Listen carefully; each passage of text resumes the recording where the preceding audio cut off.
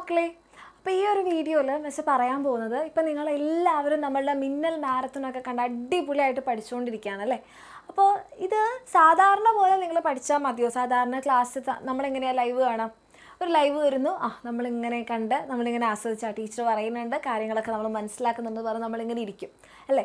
ഇപ്പോൾ നമ്മുടെ എക്സാമൊക്കെ അടുക്കാറായി, ഇനി നമ്മൾ ഈ ഒരു രീതിയിലാണ് നിങ്ങൾ പഠിച്ചുകൊണ്ടിരിക്കുന്നത് വരെ ലൈവ് കണ്ടുകൊണ്ടിരിക്കുന്നതെങ്കിൽ ഈ ഒരു രീതിയുടെ പ്രശ്നം എന്താണെന്ന് പറഞ്ഞാൽ ഇത് ഭയങ്കര പാസീവായിട്ടല്ലേ നമ്മൾ ചിലപ്പോൾ കുറച്ച് നേരം നമ്മൾ ആ ഒരു എനർജിയിൽ ആ ഒരു ഇതിലൊക്കെ നമ്മളിങ്ങനെ ഇരിക്കും, പിന്നെ കുറച്ച് കഴിയുമ്പോഴേക്ക് നമ്മൾ വേറെ ഏതോ ലോകത്ത് എത്തിപ്പോയിട്ടുണ്ടാവും. പക്ഷേ മുൻപൊക്കെ ആണെങ്കിൽ നമുക്ക് കുഴപ്പമില്ല, നമ്മൾ ഇങ്ങനെ പഠിച്ചൊക്കെ പോയി പിന്നെ നമ്മളൊക്കെ പഠിക്കും.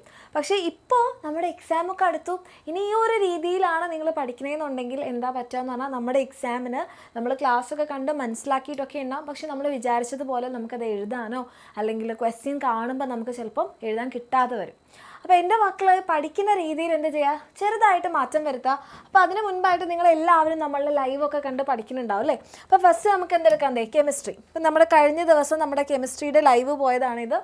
അപ്പോൾ നിങ്ങൾ എന്ത് ചെയ്യും, സാധാരണ പോലെ നിങ്ങൾ ലൈവ് എടുക്കും. അപ്പോൾ നമ്മുടെ ലൈവ് സ്റ്റാർട്ടൊക്കെ ചെയ്യും, മിസ് അടിപൊളിയായിട്ട് ക്ലാസ് എടുത്തു തുടങ്ങും. അപ്പോൾ നിങ്ങൾ എന്ത് ചെയ്യുക, ഈ ലൈവ് തുടങ്ങുന്നതിന് മുൻപായിട്ട് അപ്പോൾ മിസ് ലൈവിൽ ഇങ്ങനെ വരികയാണ് അല്ലേ. അപ്പോൾ നിങ്ങൾ എന്ത് ചെയ്യണമെന്ന് പറഞ്ഞാൽ തെർമോഡൈനാമിക്സ് ആണ് ചാപ്റ്ററെങ്കിൽ നിങ്ങൾ ആദ്യം എന്താ ചെയ്യാമെന്ന് പറഞ്ഞാൽ തെർമോഡൈനാമിക്സിൽ നിങ്ങൾക്ക് ഫസ്റ്റ് എന്താ പഠിക്കാനുള്ളത്, ഫസ്റ്റ് നമുക്ക് സിസ്റ്റം എന്താണ് അല്ലേ. ഇപ്പോൾ ഈ ഒരു ചാപ്റ്ററിലൊക്കെ ആണെങ്കിൽ നിങ്ങൾക്ക് സിസ്റ്റം എന്താണെന്ന് മിസ് പറയുന്നുണ്ട്, പിന്നെ സിസ്റ്റത്തിന് അങ്ങനെ അതിനെക്കുറിച്ചാണ് ആദ്യം പറയുന്നത്. അപ്പോൾ നിങ്ങൾ എന്തായാലും ഈ ചാപ്റ്റർ ആദ്യമായിട്ടല്ലല്ലോ പഠിക്കുന്നത് അല്ലേ, ഇതിനു മുൻപ് നിങ്ങൾ പഠിച്ചിട്ടുണ്ടാവും. അപ്പോൾ നിങ്ങൾ ഇത് വീണ്ടും വീണ്ടും കാണുമ്പോഴും ഇതേ സെയിം പാറ്റേൺ തുടരാതെ നിങ്ങൾ എന്ത് ചെയ്യുക, ഇപ്പോൾ തെർമോഡൈനാമിക്സ് ആണ് ചാപ്റ്ററെങ്കിൽ നമ്മൾ എഴുതുന്നു നമ്മുടെ നോട്ട്ബുക്കിൽ. പറഞ്ഞു നമ്മളിനി പാസീവായിട്ടല്ല പഠിക്കാൻ പോകുന്നത്, നമ്മൾ ആക്റ്റീവായിട്ട് പഠിക്കാൻ പോവുകയാണ്. അപ്പോൾ അതിന് വേണ്ടിയിട്ട് നമുക്ക് എന്ത് വേണം, നമുക്ക് എല്ലാവർക്കും ഒരു നോട്ട്ബുക്കും ഒരു പെന്നും നമ്മുടെ കയ്യിലുണ്ടാവണം. ലൈവ് കാണുമ്പം ഇത് നിങ്ങളുടെ കയ്യിലുണ്ടാവണം. അപ്പോൾ തെർമോഡൈനാമിക്സിൻ്റെ ഫസ്റ്റ് ടോപ്പിക്കിൽ നിങ്ങൾക്ക് അറിയാം ഒരു സിസ്റ്റം എന്താണെന്നല്ലേ.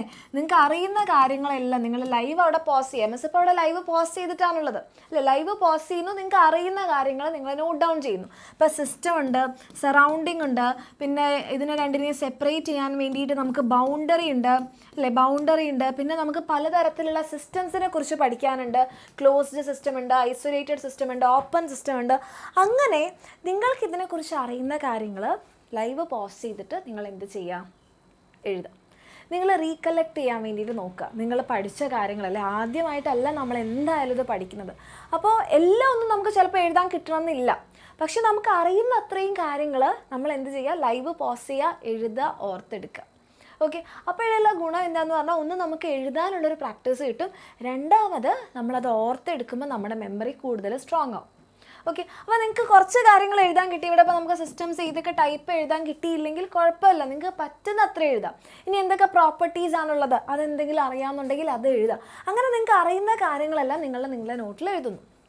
ഓക്കെ, എന്നിട്ട് നമ്മൾ ബാക്ക് ടു ലൈവ്. അപ്പോൾ മിസ് ലൈവ് ഇങ്ങനെ എടുത്തുകൊണ്ടിരിക്കുകയാണ്. അപ്പോൾ ഇതിനകത്ത് കുറേ കാര്യങ്ങൾ പറയും. അപ്പോൾ നമ്മൾ നോക്കുക, നമ്മളിപ്പോൾ എഴുതിയ കാര്യങ്ങൾ തന്നെയാണോ മിസ്സിൽ ലൈവിൽ പറഞ്ഞത്? യെസ്, ഇവിടെ ടൈപ്സ് ഒക്കെ open system, closed system, isolated system ഒക്കെ പറയുന്നു. അപ്പോൾ നമ്മൾ എഴുതിയതും പറഞ്ഞതും തമ്മിൽ മാച്ച് ആവുന്നുണ്ട്. ഇനി ചിലപ്പോൾ നിങ്ങൾക്ക് ഈ സിസ്റ്റം ഒന്നും എഴുതാൻ കിട്ടിയിട്ടില്ലെങ്കിൽ നിങ്ങൾ വിഷമിക്കണോ? വേണ്ട, ഇതൊന്ന് കേൾക്കുക. ഓക്കെ, അപ്പോൾ ഇവിടെ എന്തൊക്കെ കാര്യങ്ങൾ നടന്നു, നമ്മൾ അറിയുന്ന കാര്യങ്ങൾ നമ്മൾ റീകോൾ ചെയ്തെടുത്തു, നമ്മളൊന്ന് എഴുതി നോക്കി. അപ്പോൾ എക്സാമിന് നമുക്ക് എഴുതാനുള്ളൊരു പ്രാക്ടീസ് കിട്ടി.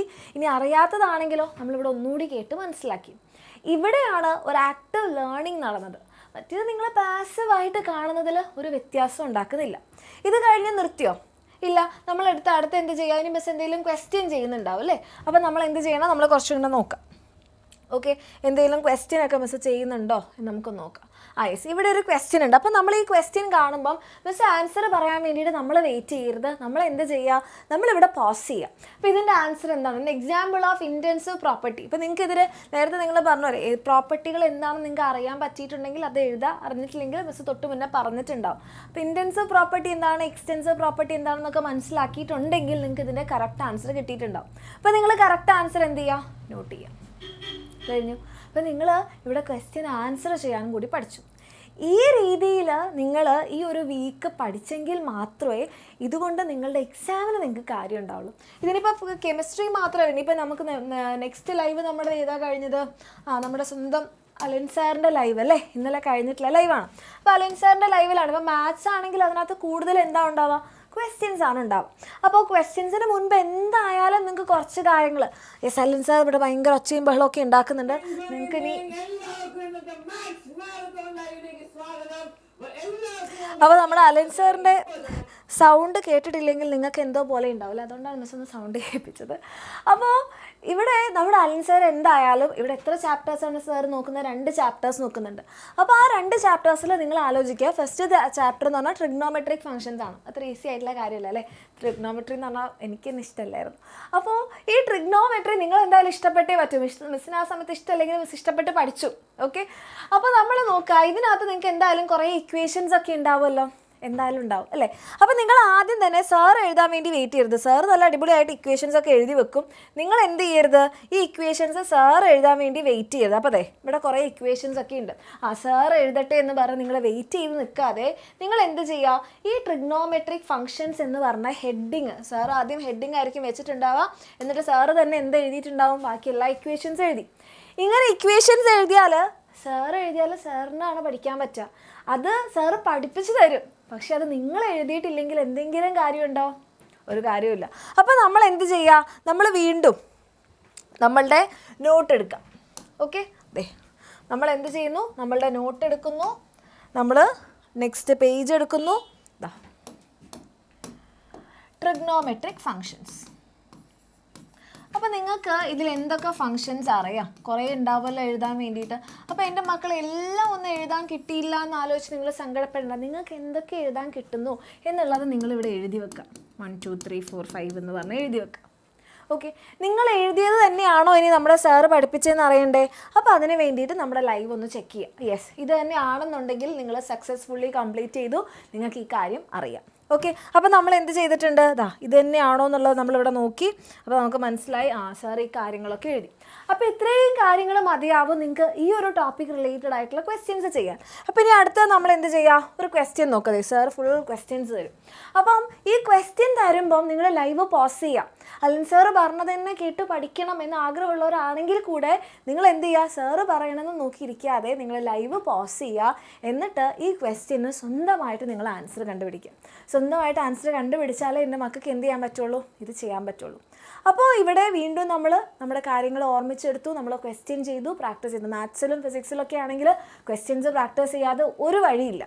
ഓക്കെ, അപ്പോൾ ഇങ്ങനെ ചെയ്തെങ്കിലേ നിങ്ങൾക്ക് ഈ മിന്നൽ മാരത്തൺ കൊണ്ട് നിങ്ങളുടെ എക്സാമിന് എന്തെങ്കിലും ഉപയോഗം ഉണ്ടാവുള്ളൂ. ഈ പറഞ്ഞ കാര്യങ്ങൾ മനസ്സിലാവുന്നുണ്ടോ? ഓക്കെ, അപ്പോൾ ഇനിയുള്ള ലൈവിൽ എൻ്റെ മക്കൾ എന്ത് ചെയ്യുക, ഇതേപോലെ തന്നെ ഇനിയിപ്പോൾ അടുത്ത ടോപ്പിക്കിലേക്ക് വരുമ്പോൾ അടുത്ത ടോപ്പിക്ക് എന്താണെന്ന് നോക്കുക, അത് മനസ്സിലാക്കുക. നിങ്ങൾക്ക് അറിയുന്ന കാര്യങ്ങൾ അതിനോട് റിലേറ്റ് ചെയ്ത് എഴുതുക. ക്വസ്റ്റ്യൻ കാണുന്നു, നമ്മൾ പോസ് ചെയ്യുന്നു, വീണ്ടും എന്ത് ചെയ്യുന്നു, നമ്മൾ ആ ക്വസ്റ്റ്യൻ ആൻസർ കൊടുക്കുന്നു. ഓക്കെ, ഈ രീതിയിൽ നിങ്ങൾ ലൈവ് യൂസ് ചെയ്തെങ്കിൽ മാത്രമേ നിങ്ങൾക്ക് എന്ത് ചെയ്യുള്ളൂ, എന്തെങ്കിലും കാര്യങ്ങൾ ഓർത്തെടുക്കാൻ പറ്റുള്ളൂ. ഓക്കെ, ഇനിയിപ്പോൾ നിങ്ങൾ ഒന്നും പഠിക്കാത്ത ഒരാളാണെങ്കിലും അല്ലെങ്കിൽ കുറച്ചൊക്കെ കാര്യങ്ങൾ അറിയുന്നവരാണെങ്കിലും, കുറച്ച് കാര്യങ്ങളൊക്കെ അറിയുന്നവർക്ക് ഇത് ഈസി ആയിട്ട് റിവിഷൻ ചെയ്യാൻ വേണ്ടി പറ്റും. അതായത് നമ്മൾ വേഗം വേഗം എന്ത് ചെയ്യുന്നു, ടോപ്പിക്ക് കാണുന്നു, നമ്മൾ പോസ് ചെയ്യുന്നു, നമ്മൾ ചെയ്യുന്നു, എന്നിട്ടത് ചെക്ക് ചെയ്യുന്നു. ഇനി ഇത് ഏതെങ്കിലും കാണുന്ന സമയത്ത് നിങ്ങൾക്ക് കുറച്ച് ഈ ടോപ്പിക്ക് എനിക്ക് അറിയില്ല എന്ന് തോന്നുകയാണെങ്കിൽ നിങ്ങൾ എന്ത് ചെയ്യുക, ഇതിൻ്റെ തന്നെ 1 ഷോട്ടുകളൊക്കെ ഉണ്ട്, നിങ്ങൾക്ക് അത് വേണമെങ്കിൽ കാണാം. പക്ഷേ കുറച്ചെങ്കിലും അറിയാത്തവരായിരിക്കില്ലല്ലോ. അപ്പോൾ ഇത് കണ്ടാൽ തന്നെ നിങ്ങൾക്ക് മനസ്സിലാവും.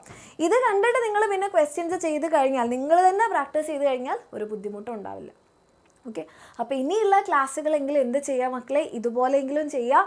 ഇതുപോലെ നിങ്ങൾ ചെയ്തിട്ടില്ലെങ്കിൽ നിങ്ങൾക്ക് എന്താ പറ്റുക, എക്സാമിന് നിങ്ങൾ കഷ്ടപ്പെടും. കാരണം എക്സാമിങ് അടുത്തു, ഇനി എനിക്ക് പറ്റില്ല, ഇനി എനിക്കിതുപോലെ ചെയ്യാൻ പറ്റില്ല, എനിക്ക് മടിയാണ്, അങ്ങനെയൊക്കെ വിചാരിച്ചിട്ടാണ് നിങ്ങൾ ഇപ്പോഴും ഇരിക്കുന്നതെങ്കിൽ അത് നിങ്ങൾ ഒരിക്കലും നിങ്ങളുടെ എക്സാമിന് ഹെൽപ്പ് ചെയ്യാൻ പോകുന്നില്ല. ആ ഒരു കാര്യം നിങ്ങൾ മനസ്സിലാക്കുക, റിയലൈസ് ചെയ്യുക. ഇനിയെങ്കിലും പഠിച്ചു തുടങ്ങിയിട്ടില്ലെങ്കിൽ, ഈ രീതിക്ക് പഠിച്ചു തുടങ്ങിയിട്ടില്ലെങ്കിൽ എക്സാമിന് ചില മക്കളൊക്കെ പറയാറുണ്ട്, മിസ് ഞാൻ നല്ല അടിപൊളിയായിട്ട് പഠിച്ചതാണ്, പക്ഷേ എനിക്ക് എഴുതാൻ കിട്ടിയില്ല, എക്സാം ഹാളിൽ പോയപ്പോൾ ഞാൻ മറന്നുപോയി. ഇതിനൊക്കെ കാരണം നമ്മൾ പഠിച്ച രീതിയാണ്. അപ്പോൾ ഈ രീതിയിൽ എന്ത് ചെയ്യുക, ഇപ്പോൾ കെമിസ്ട്രി ആയാലും മാത്സ് ആയാലും പഠിച്ചു നോക്കുക. ഇനിയുള്ള ലൈവുകളും നിങ്ങൾ ഈ രീതിയിൽ യൂസ് ചെയ്തെങ്കിൽ മാത്രമേ അതുകൊണ്ട് എന്തെങ്കിലും കാര്യം ഉണ്ടാവുള്ളൂ. ഓക്കെ, മനസ്സിലാവുന്നുണ്ടല്ലോ? ഓക്കെ, അപ്പോൾ ഈ രീതിയിൽ എൻ്റെ മക്കളൊന്ന് പഠിച്ചു നോക്കുക. എന്നിട്ട് നിങ്ങൾക്ക് തന്നെ മനസ്സിലാവും അതിൻ്റെ റിസൾട്ട് കിട്ടുമ്പോൾ. Yes set. അപ്പോൾ ഇനി നമ്മൾ അലൻ സാറിൻ്റെ ക്ലാസ്സൊക്കെ ഇനി ലൈവിൽ കാണാം, ഈ രീതിയിൽ തന്നെ കാണാം. ഏത് ലൈവാണെങ്കിലും നമ്മളുടെ മിന്നൽ മാരത്തൺ ഈ രീതിയിൽ ഉപയോഗിച്ച് കഴിഞ്ഞാൽ എൻ്റെ മക്കൾക്ക് എന്തായാലും ഒരു സ്ട്രോങ് മെമ്മറി ഫോം ചെയ്തിട്ടുണ്ടാവും. എഴുതി പ്രാക്ടീസ് ചെയ്തു, ക്വസ്റ്റ്യൻസ് പ്രാക്ടീസ് ചെയ്തു, ഒരു ബുദ്ധിമുട്ടും ഉണ്ടാവില്ല. അപ്പോൾ എല്ലാവരും ഈ രീതിയിൽ ഈ ഒരു ആക്റ്റീവ് ലേണിംഗ് കൂടി ഒന്ന് ശീലിക്കുക. എക്സാം ടൈമിൽ നമുക്കത് ഭയങ്കര ഇമ്പോർട്ടൻ്റ് ആണ്. ഓക്കെ, അപ്പോൾ നമുക്കിനി നെക്സ്റ്റ് ഒരു വീഡിയോയിൽ കാണാം. എല്ലാവർക്കും ഓൾ ദി ബെസ്റ്റ്. ഈ ഒരു രീതിയിൽ പഠിച്ചു നോക്കാം കേട്ടോ.